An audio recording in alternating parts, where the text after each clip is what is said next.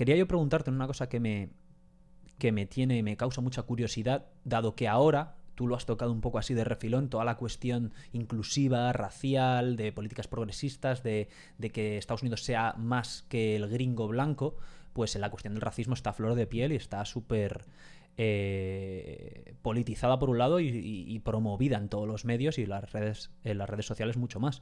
Pero hay una cosa que yo no tengo mucha idea y quería que me explicases tú, porque creo que además eres un representante particular, dado que lo que comentabas tú antes, que en Estados Unidos visualmente a ti tú te salías del estereotipo del brown people, del gente marrón que ellos, con el que ellos catalogan a toda la persona de ascendencia mexicana. ¿Cómo es la cuestión racial en México? ¿Existe un racismo al que es más moreno, más mesoamericano, menos mestizo, se le hace de menos? ¿Cómo? Porque claro, desde fuera también hemos visto últimamente, que lo hablamos aquí fuera de cámara también, la película de Roma, que ha sido muy popular y que se considera una de las mejores películas del año pasado y tal.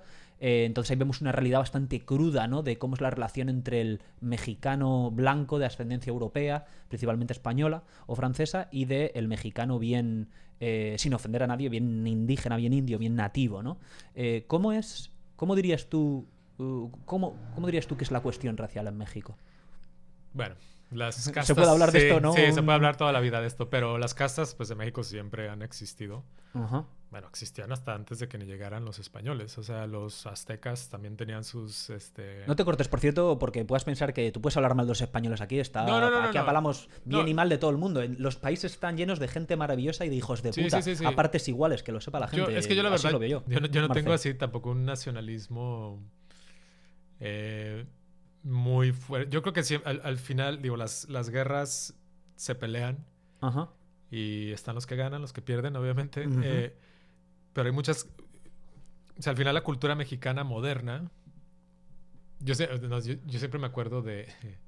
existe Rius, un caricaturista muy famoso de México que hacía durante 80 años, hizo así varias caricaturas en periódicos, publicó varios libros, ¿no? Okay. Y él siempre menciona este concepto de cómo los mexicanos ahora son la mayoría, pero antes en México no había mexicanos. Nosotros los mexicanos somos los hijos de los españoles con los indígenas. Entonces, eso es un mexicano. Es cierto. Uh-huh. Entonces, antes de que llegaran los españoles, pues lo que habían indígenas, y varios grupos indígenas, tenías... y una cosa que siempre hay que recordar es que, por ejemplo, los aztecas, que bueno, fue como el imperio más grande de este grupo, de esos grupos, a los aztecas también los odiaban un montón de personas. Desde luego. Ajá. Y mucha gente se le olvida que llegaron 100 españoles en la Niña y la Pinta de la Santa María, y es imposible pensar que 100 españoles, así en estos barcos, iban a derrocar todo un imperio de 100,000 personas. O sea, eso no va a suceder. Pero ¿cómo lo lograron? Pues inteligentemente se fueron hacia alrededor, platicaron con el resto de los grupos y dijeron... ¿Ustedes cómo se sienten? A partir de, ¿sabes? Desde luego. De lo que están haciendo ahora sí que sus amos de aquí al lado, ¿no? Los aztecas. Sí. Y todo el mundo los odiaba. Entonces, lo que vendían al final los españoles, o sea, los primeros, digo, Hernán Cortés y con quien tú quieras, era de que... los conquistadores. Claro, dijeron, oye, pues si tú los odias y te asocias con nosotros, ¿sabes? O sea, va a ser más fácil... Porque aparte, o sea, para empezar, los aztecas eran unos cabrones, se la pasaban esclavizando a todo mundo, ¿sabes? O sea, tampoco era como... nadie los quería. No era un paraíso. No era un paraíso. ¿Y qué iba a pasar? Bueno, que si no llegaron los españoles a colonizar, los aztecas iban a hacer otra jalada en algún punto, ¿sabes? También. Probablemente. Y hasta pudo haber ido peor, ¿sabes? Y ahí es donde también hay una pelea como muy grande... en México con la famosísima Malinche. Estaba dejándote de nombre y digo, a ver qué piensa de Marina la Malinche. De Marina la Malinche, claro. Yo conozco bastante bien la historia colonial, como te comentaba antes, entonces sé la historia, leí las crónicas de Cortés. Es algo que a mí también me llega porque mi mamá es extremeña.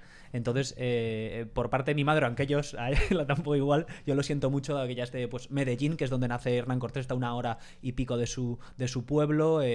Trujillo, que es de donde es Pizarro, primo segundo de Cortés, está a 20 minutos, yo está en la casa ahí de Pizarro y tal. Entonces es un tema que siento un poco que me toca, y lo conozco humildemente. Pues la conquista de México la conozco funcionalmente, voy a decir, eso, entre el 19 y el 21, la Noche Triste, los 900 infantes castellanos que lo conquistaron, pero claro, había 200.000 tlacatecas y todos estos que venían con ellos. Pero cuenta, Marcé. Sí, o sea, igual no hay... ¿Qué pasa con la Malinche? Lo que te he interrumpido, perdón. Sí, no, o sea, la Malinche es que es raro, porque al final es como una figura, pues, mítica, pero también muy... No se sabe en realidad cuánta influencia tuvo, ¿no? Si no se sabe... Existió, ¿no? Sí, de que existió, pero lo más interesante es que algunas personas están como a favor de lo que hizo y otros no. ¿En serio a favor? Sí, porque hay quienes piensan que, por ejemplo, de hecho puedes leer quien creo que tiene como un punto de vista más interesante es Chavela Vargas en su biografía. Qué bueno. Si alguna vez la topas por ahí, tiene todo un capítulo de eso. Grande, Chavela Vargas. Sí, Chavela, increíble. Muy querida en España. No, y igual en Latinoamérica y pues México, ¿no? Pero hay como dos teorías en cuanto a la Malinche. Están las personas que creen que ella pues traicionó a la patria y pues por eso, o sea, en México cuando decimos malinchismo, o sea, si yo digo este cabrón es un malinchista, estoy diciendo que a otro mexicano no le gusta lo mexicano. Entonces, de ahí viene el término malinchista. Y viene pues a partir de la Malinche, ¿no? De que era una mujer que se consideraba que había traicionado a la patria porque se alió con los españoles y bla, ¿no? Pero luego tienes como este otro grupo de personas que piensa todo lo contrario, que la Malinche Marina sabía que ciertas cosas eran inevitables, o sea, ciertas conquistas, ciertas guerras iban a ser inevitables, y que por lo tanto los pactos, los tratos que ella hacía era para favorecer y para de cierta manera como evitar ¿Diplomacia? Sí, diplomacia, o sea, que lo que se iba a poner mal, que se pusiera menos mal, o sea, como que igual también ayudó a que se iban a matar, ¿sabes? A 1000 en un pueblo que a lo mejor solamente mataran 500, ¿sabes? O sea, como cosas de ese tipo y esa pues ya es toda una teoría y como que también, digo, hay gente que te va a decir que no fue así y hay gente que te va a decir que sí fue así. Y lo puedes ver de las dos maneras, ¿no? Pero pues también al final era la primera fusión de una pareja, ahora sí que muy visible, o bueno, muy, ¿sabes? Porque pues tenías a Cortés y tenías, o sea, la primera indígena que aprendió, ¿sabes? A hablar el idioma de los conquistadores y a dialogar y como dices, diplomacia, dentro de lo que podía haber, diplomacia. Sí. Y eso es algo... pero bueno, pues también cuando nacen los primeros mexicanos, esto lo explica un poco Octavio Paz en su famoso libro, El laberinto de la soledad. Sí. Donde dice, o sea, y dialoga sobre la palabra la chingada, ¿no? Que para nosotros tiene todo un que ver, chingar. Sí. Ya ves que utilizamos mucho ese verbo en sus miles de... Pero miles, madre mía. Y todavía estoy aprendiendo toda la riqueza del término. Que por cierto, Juan Rulfo, otro escritor muy famoso, por supuesto. asegura que ahora sí que peleas de intelectuales. Juan Rulfo asegura que esa teoría Paz se la robó a un profesor de él. Y Juan Rulfo lo entrevistaron en el New York Times hace muchos años.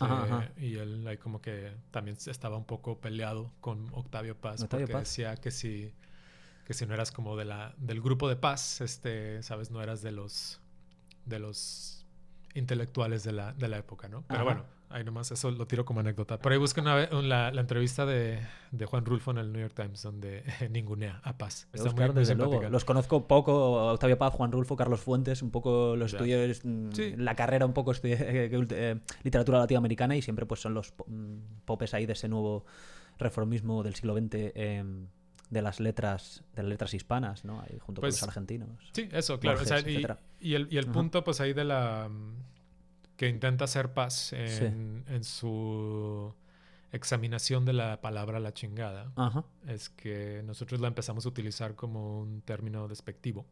Ni siquiera nosotros, de hecho los primeros fueron los indígenas, porque los mexicanos son los hijos de la chingada y la chingada era la primera indígena que fue violada, ¿no? Por los conquistadores. Fíjate, idea tenía. Entonces, un español violaba a la indígena y el primer hijo, ese es el primer mexicano, o sea, los mexicanos porque somos una unión de las dos. Desde luego. de las dos culturas, y esos mexicanos no los querían ni los indígenas ni los españoles, porque al final no eras ni indígena ni español, eras pues, mestizo. Sí, eras mestizo. Y entonces eso les decían los hijos de la chingada, y la chingada pues fue la que se chingó el español, ¿sabes? O sea, Qué bueno, ni idea tenía de esto. Ajá. Entonces, pero al principio pues éramos una minoría, ¿sabes? Porque pues éramos unos cuantos hijos de las indígenas violadas, ¿no? Después nos hicimos la mayoría. Desde luego. Leía el otro día, México es el país con más mestizos del mundo. De hecho, ahora las comunidades indígenas son diminutas comparadas. O sea, las comunidades que realmente como que se han logrado medio mantener. Sí. Y quién sabe si sean 100%, ¿sabes? Estén libres de mestizaje, pero hasta donde se cree. O sea, hay como comunidades muy pequeñas que solamente hablan náhuatl náhuatl, perdón, o cualquiera de los otros dialectos. Sí, conocí, como anécdota, claramente vive aquí, bueno, ya no sé dónde vivirá, un tipo con el que trabajé yo también, del que pude aprender, se llamaba Miguel. Este tipo era de muy lejos, era de centro sur, entonces hablaba mixteco, y el tipo, esa era su primera lengua y a veces tenía dificultades con el español, claro, porque él era bien, dice que tiene una cultura muy concreta y hablaba de cómo él aprende, o sea, va caminando a la escuela y aprende ya en la escuela de curas o de monjas, no me acuerdo lo que era, católica, pero ya siendo bien, habiendo hablado mixteco hasta los 6, 7 u 8 años. Sí. Entonces, este tipo era como bien, en ese sentido, nativo, ¿no? Gracias a él fue por lo que me puse a leer y vi, pues eso, 67 lenguas, si no recuerdo mal, son oficiales en México y hay tantas comunidades precolombinas que todavía hoy en pequeños, ¿no? Pockets ahí. Pues, sí, claro. Hay todavía varias pequeñas comunidades donde siguen dialogando. De hecho, yo también, cuando recién me mudé a Nueva York, recuerdo que leí una entrevista con un chico que se vino, ¿sabes? Se cruzó la frontera, estaba aquí de mesero. Y era igual, o sea, no hablaba ni español, ¿sabes? Y pues mucho menos inglés. Entonces estaba como que aprendiendo inglés y español al mismo tiempo, a pesar de ser de un pueblo de Guerrero por allá, ¿sabes? Así donde sí. Dices, qué loco que también, o sea, es como pensar que también, pues sí, o sea, qué loco, qué interesante también. Pero sí, bueno. existen comunidades que no hablan español ni nada, pero y pues eso, vuelve, el mestizaje de México luego se convirtió en la mayoría. Y realmente pues los mestizos son los mexicanos, o sea, los mexicanos de verdad, porque pues eras, ¿sabes? Español o indígena en algún punto, hasta que ya se mezcló todo. Claro. Y las castas empezaban a desarrollarse, por supuesto. O sea, tenías a los hijos españoles que nacían en México, que también estabas un escalón abajo, ¿sabes? Desde luego, sí, los criollos, ¿no? Claro, los criollos. ¿Les llama también en México criollos? Y ahora, ahora es chistoso. Antes de que empezáramos aquí a rodar, te estaba platicando que se desarrolló recientemente. Ahora la palabra millennial para el criollo es el whitexican, una combinación de white, o sea, blanco en inglés, y mexican. Y ahora pues la ves mucho en redes. Y whitexican, pues francamente es una actualización de criollo, o bueno, la versión millennial de criollo. Okay. ¿Es despectivo? ¿Tiene una connotación negativa? Totalmente. Y mencionaste Roma hace rato, también antes de empezar aquí a grabar. Exacto. Esta semana o este mes por fin se publicó una película en México que se llama Nuevo Orden, de un director llamado Michel Franco. Y hubo un poco de polémica ahí en México porque el tráiler de la película abre con una fiesta en un patio de mexicanos blancos, criollos. De dinero, porque se ve que hay buenas... Claro, adinaros, fresas, diríamos en México. Fresa. Pijos, dicen ustedes. Qué bueno. Sí, de gente pija mexicana. Fresa. Ajá, fresa. Y entonces abre con una fiesta. De hecho, sale el hermano de Gal García, la mamá de Gal García. Están ahí entre el repertorio. Él viene de familia de actores, ¿no? Gal García. Sí, son todos actores. Y Diego Luna también de familia de actores, ¿no? Diego Luna igual, sí. Empezaron en telenovelas y luego ya empezaron a hacer lo demás. ¿Y qué pinta ese tráiler? Y bueno, el tráiler está esta fiesta pija ahí andando y de repente se cuelan ahí a la fiesta estos mexicanos, ¿sabes? Que los hacen ver casi como zombies. Pero pues gente humilde, como con ropa, ¿sabes? Así jodida, lo que sea, un poco sucios. Y lo hacen ver como una invasión, ¿sabes? De su hermosa fiesta. Y es como medio donde termina. Bueno, el trailer ahí después es como que se vuelve película de acción, ¿no? Y se vuelve un poco un Mad Max, Ah, así apocalíptica y sí, tal, ¿o como qué? media apocalíptica, de que los Ah, mexicanos pobres se están apoderando de las cosas de los ricos ¿sabes? Y la verdad, y no se tiene que ver la película completa. Creo que el punto de la película, según leí en algunas de las reseñas, ajá. era un mensaje bastante progre de cómo la gente blanca se ha estado aprovechando, o sea, los croyes se han estado aprovechando de los demás durante mucho tiempo, ¿no? Pero, sin embargo, en el tráiler eso no se da a entender para nada, sino todo Mm, lo contrario.